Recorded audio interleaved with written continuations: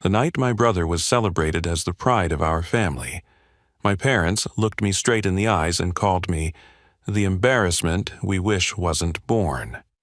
I sat there frozen as the words echoed in my chest, while they clinked glasses of champagne and cheered for him. I wanted to disappear, but instead I watched as they smiled with pride that had never once been directed at me. My father, Callum Harper, stood tall at the head of the table. He was a man who carried himself like he owned the world, because in many ways he did. With a booming voice that commanded attention, he raised his glass toward my brother. My mother, Maren, elegant as ever, leaned into his side with a look of pure adoration for the son who could do no wrong. My brother, Dorian, sat in the spotlight they had built for him since the day he was born. That night, he had an acceptance letter to Harvard in his hand, and every pair of eyes in the room fixed on him with admiration. He basked in it, smiling modestly, but I knew he loved every second. Meanwhile, I sat at the far end of the table, deliberately placed away from the laughter and the cameras flashing for family photos. No one asked me to speak, no one wanted me in the frame. I was the second son, the one they never mentioned unless they were comparing me to him. And now, in the middle of their celebration, they decided to strip away even the thin veil of civility, branding me with words I had feared my whole life. The embarrassment we wish wasn't born. The sting of those words wasn't new, but hearing them out loud in front of relatives and friends made my chest tighten until I could barely breathe. At that moment, I thought it would be another night where I stayed quiet, swallowed the humiliation, and let them pretend I didn't exist. But I had no idea that one day those very same people would be forced to look at me differently, and it all began with the sealed envelope handed to me at the moment I least expected. Growing up in the Harper household was like living under a spotlight that was never meant for me. From the outside, we looked perfect. A wealthy family with a towering mansion in New York, expensive cars in the driveway, and a father who owned one of the most successful private companies in the city. People envied us. They assumed life inside those walls was something to be desired. They did not know what it was like to be invisible in a house full of people who claimed to be your family. My father, Callum Harper, was the kind of man who believed in power above all else. He built Harper Industries from the ground up with his own father and turned it into a $20 million empire. He was sharp, demanding, and ruthless in business. At home, he carried that same attitude into every conversation. He expected perfection and had no patience for anything less. When he looked at me, it was not with anger or disappointment. It was worse. It was indifference, as if I were nothing more than a shadow that walked through his house. My mother, Maren, was always at his side. She was graceful, beautiful, and socially polished, but her heart was colder than anyone realized. To the outside world, she was the perfect hostess, smiling at charity galas, throwing lavish parties, and supporting her husband's every decision. Behind closed doors, she measured love by achievement. She poured everything into Dorian, because he was the son who fit her vision of success.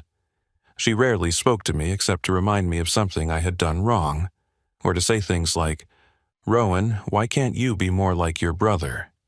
She said it so often that it stopped sounding like advice and started sounding like a verdict. Then there was Dorian, my brother, 2 years older than me, and the golden child of the Harper family. From the time we were children, he was everything my parents wanted in a son. He was athletic, intelligent, charming, and endlessly praised. If he brought home a trophy, it was displayed in the grand hall. If I brought home a drawing or a decent grade, it was tossed aside without comment. Dorian never went out of his way to be cruel, but he never lifted me up either.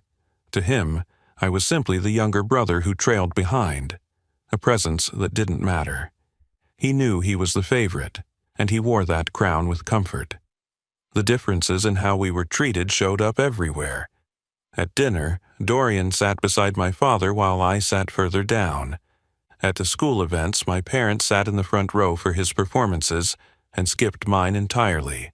On birthdays, his were celebrated with extravagant parties and expensive gifts, while mine were acknowledged with a single cake on the kitchen counter.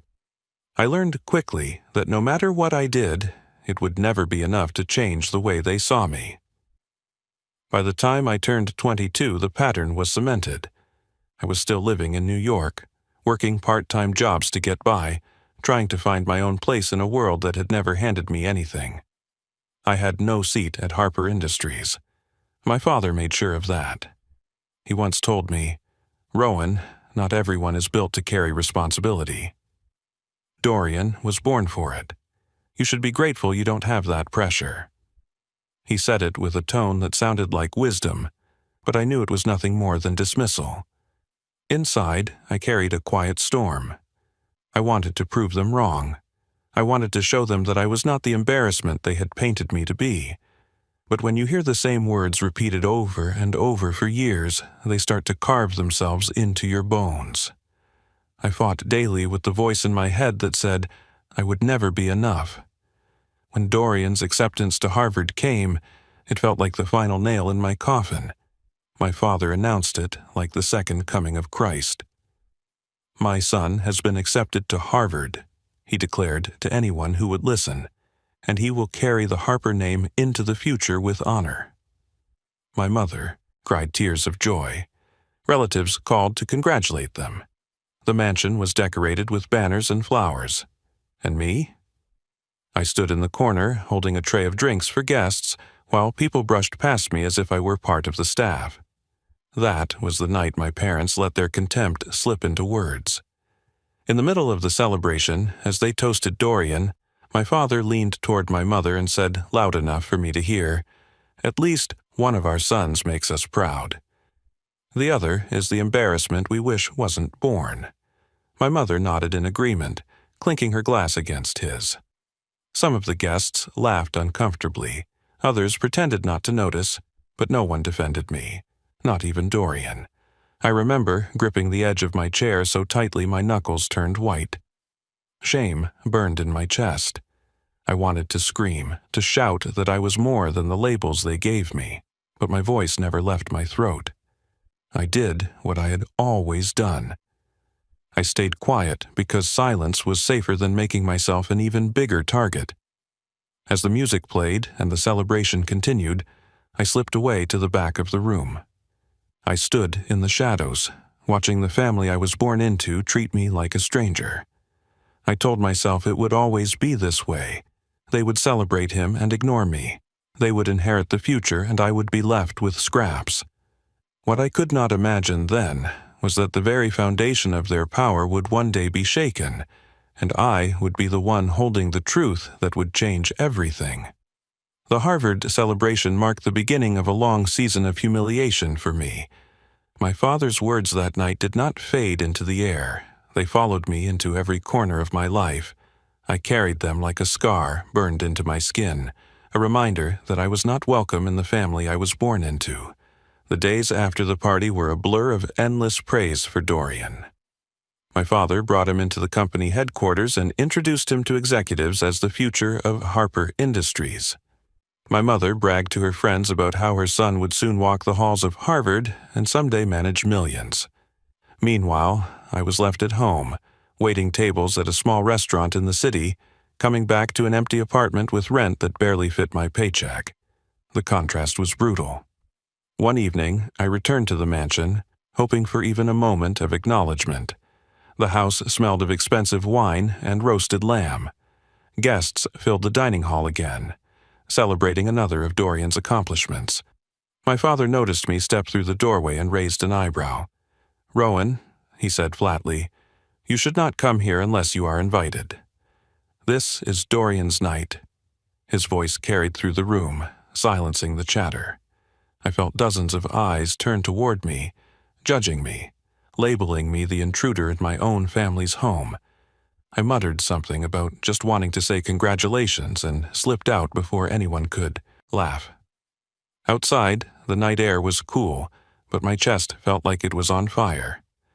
Every time I tried to step into their world, they reminded me I did not belong. The years passed, and the divide only widened. Dorian excelled at Harvard, while I scraped together jobs to survive. I fixed cars, stocked shelves, and worked shifts in restaurants where customers treated me the way my parents did, like I was invisible. Each time my paycheck came, I thought about how my father's company made millions while I could not afford health insurance. Despite everything, I still longed for their approval. I would catch myself wondering if one day I might do something extraordinary enough to make them see me differently. But then the memory of that night of being called the embarrassment we wish wasn't born would rise in my mind, and I knew the truth. To them I was not their son, I was their shame. When the day of Dorian's graduation arrived, the family prepared for it like it was a royal coronation. We all traveled to Cambridge, though my presence was more of an obligation than an invitation. My mother reminded me to sit in the back, away from the cameras, so the family photos would look polished. "We cannot afford distractions on Dorian's big day," she said. Her words were polite on the surface, but the message was sharp. I was the distraction. The ceremony was grand. Dorian wore his cap and gown with the same confidence he carried through life. My parents glowed with pride as they shook hands with professors and alumni. When the graduates tossed their caps into the air, the crowd erupted with cheers. I clapped too, though it felt like I was clapping for a play I had no part in. That evening, there was a lavish dinner in his honor. Crystal glasses lined the tables. The hall was filled with wealthy guests, family friends, and business partners. My father stood once more at the head of the room, commanding attention as only he could. With a booming voice, he raised his glass high. "Tonight, we celebrate my son, Dorian Harper," he declared. "He has proven himself worthy, not only of Harvard's acceptance, but also of the Harper name. And now, it is time to share what we have kept within the family." The guests leaned forward, eager for the announcement. My father's voice deepened with pride. "As of this day, Dorian will inherit everything that belongs to the Harper legacy.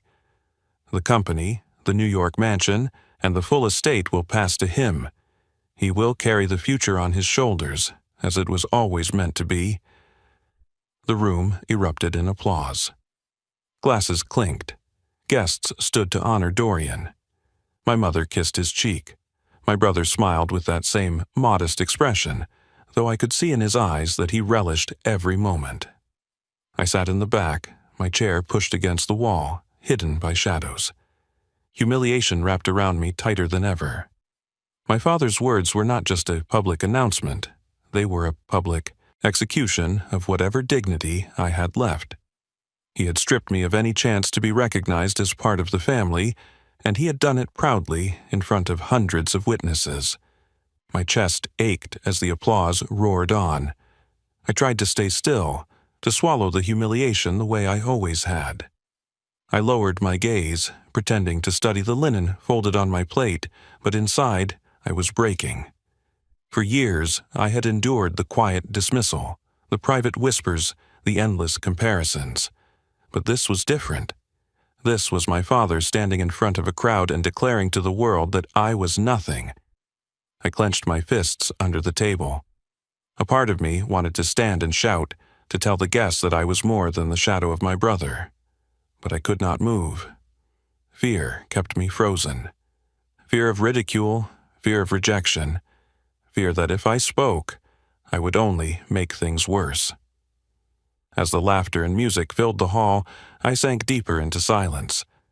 I told myself this was the role I was destined to play, the forgotten son, sitting quietly in the background, while my family celebrated a legacy I would never touch. What I did not know was that the night was not over.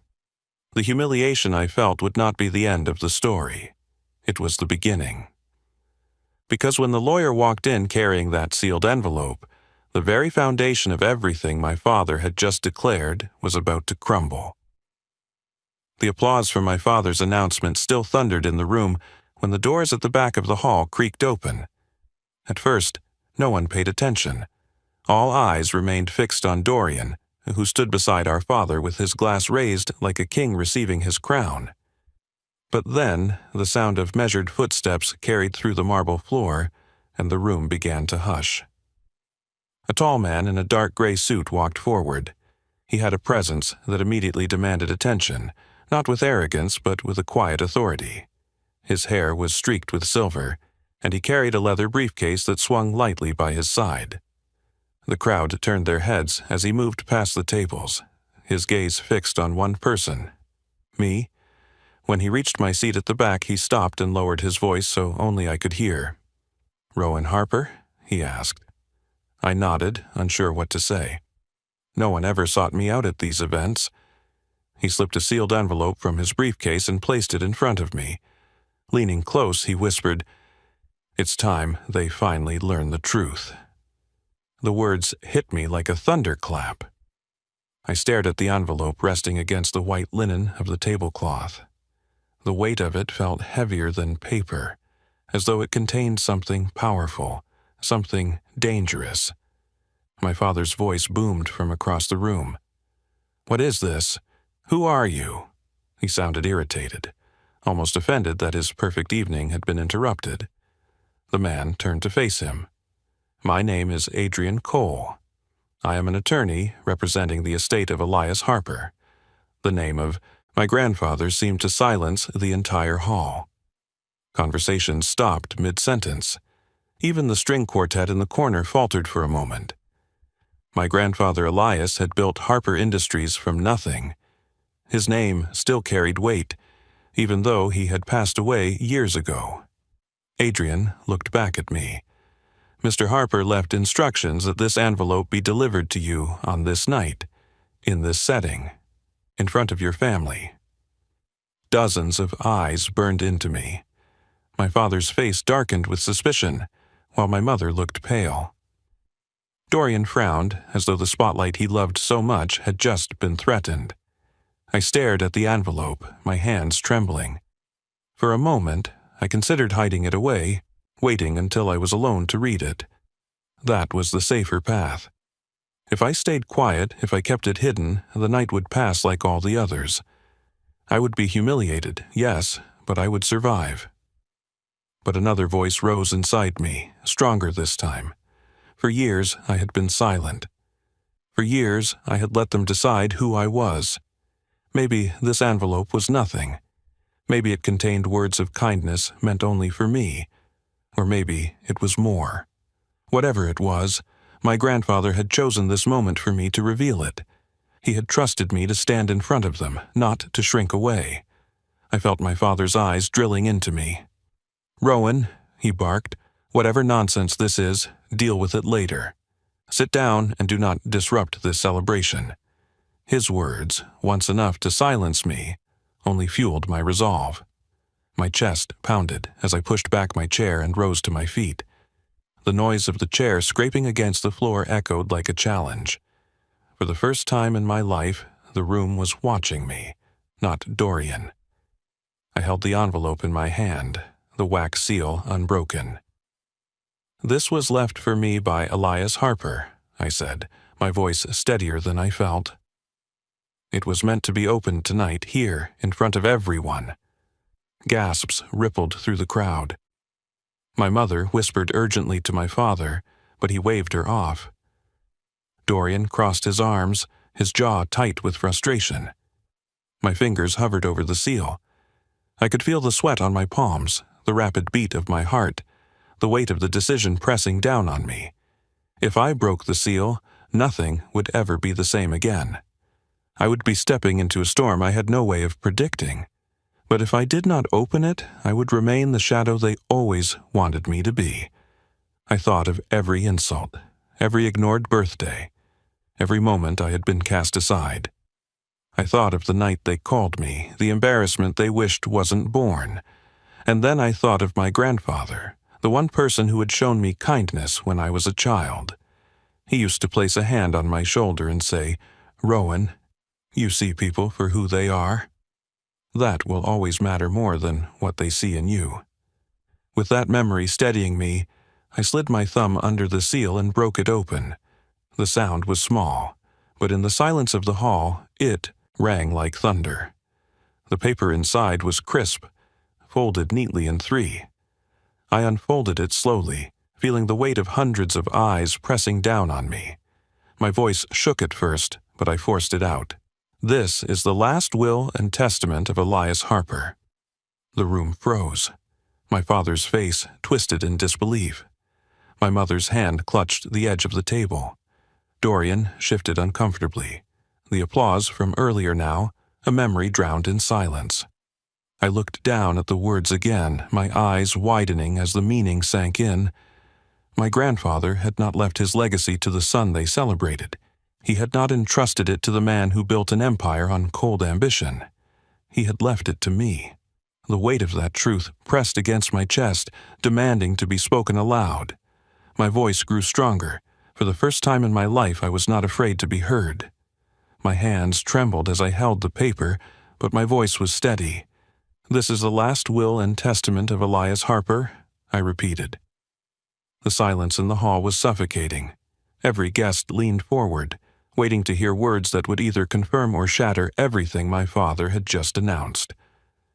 I cleared my throat and began to read. "I, Elias Harper, being of sound mind, do hereby leave the entirety of my estate, including Harper Industries, the Manhattan property, and all associated holdings, to my grandson, Rowan Harper." The words echoed through the room like a gunshot. Gasps filled the hall. A glass slipped from someone's hand and shattered against the marble floor. My mother pressed a hand to her chest, her face drained of color. My brother's expression twisted into something I had never seen before. Fear, disbelief, and anger colliding at once. My father was frozen, his glass still raised in the air. For the first time in my life, Callum Harper did not have a response ready. His face turned red as the reality of the words sank in. He slammed the glass down on the table so hard it cracked. "This is a fraud," he thundered. "My father would never bypass me or Dorian for him."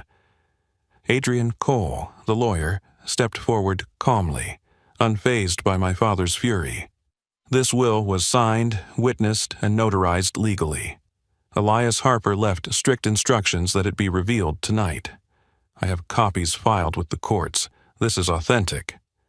The crowd erupted in whispers.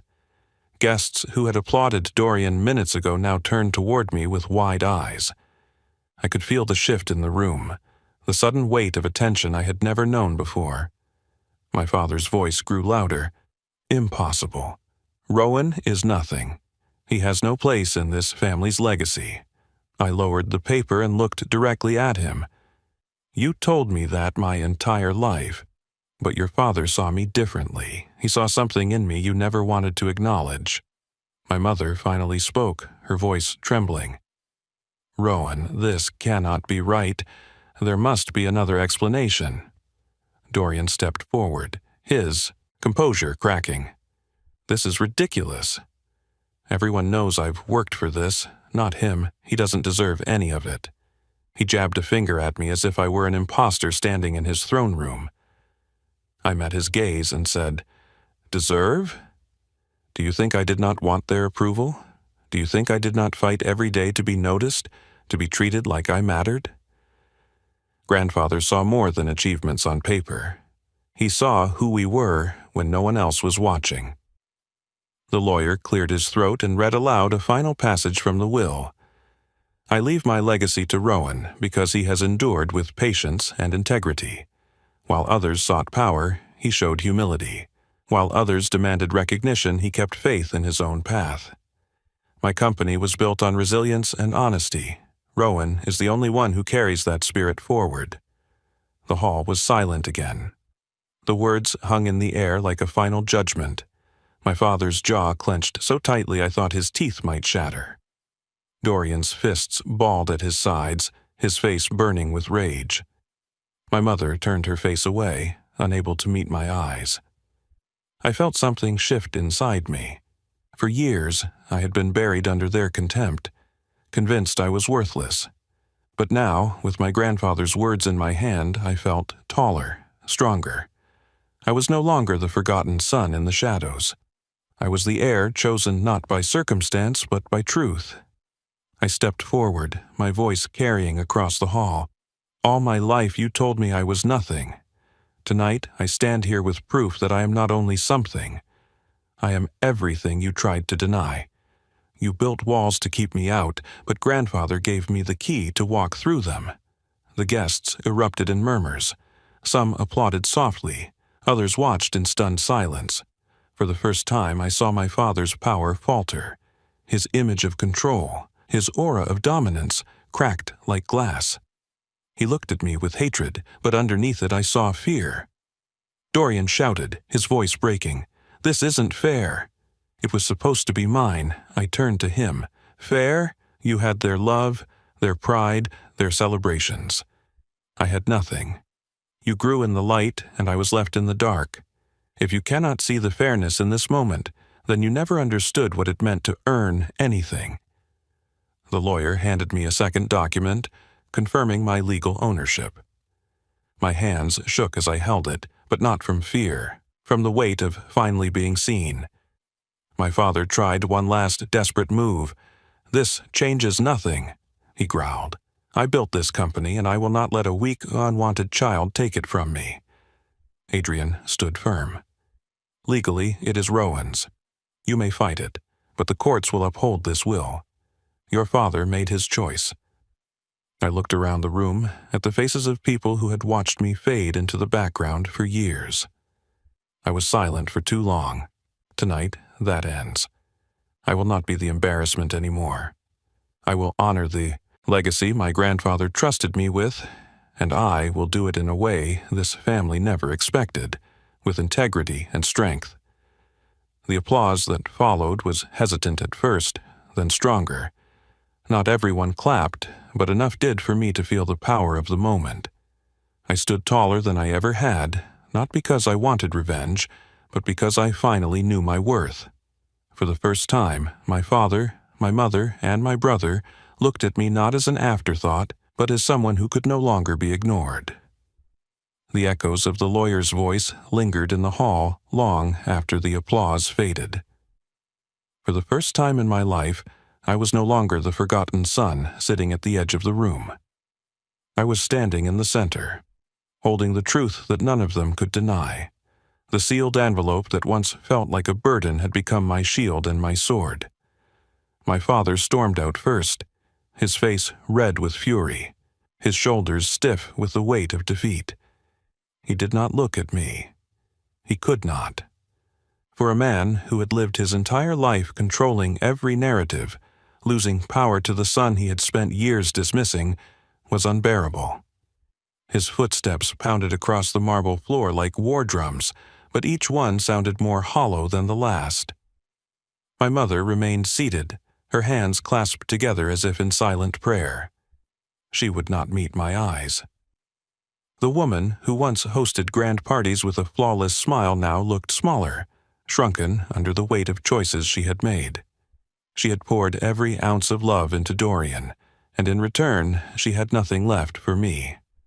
When I finally spoke her name, she flinched. "Mother," I said softly, but she only turned her head away. Her silence was louder than any words she could have spoken. Dorian, my brother, stood frozen where he was. His face was pale, his fists trembling at his sides. For the first time, his confidence cracked. "This isn't right," he whispered, his voice breaking. "It was supposed to be mine." He repeated the words like a chant, as if saying them would somehow undo what had been written years ago by our grandfather's hand. But no matter how many times he said it, nothing changed. The legacy he believed belonged to him had been placed in my hands. I looked at him and felt no triumph, no hunger for revenge. I only felt the truth. "Dorian, you had everything I wanted," I said. "Their love, their pride, their support. But that was not enough for you. You wanted more. You wanted to erase me. Tonight proves you cannot erase me. I will carry this legacy, not with arrogance, but with the strength it deserves." The guests shifted uneasily, whispering among themselves. Some avoided my eyes, afraid to choose sides.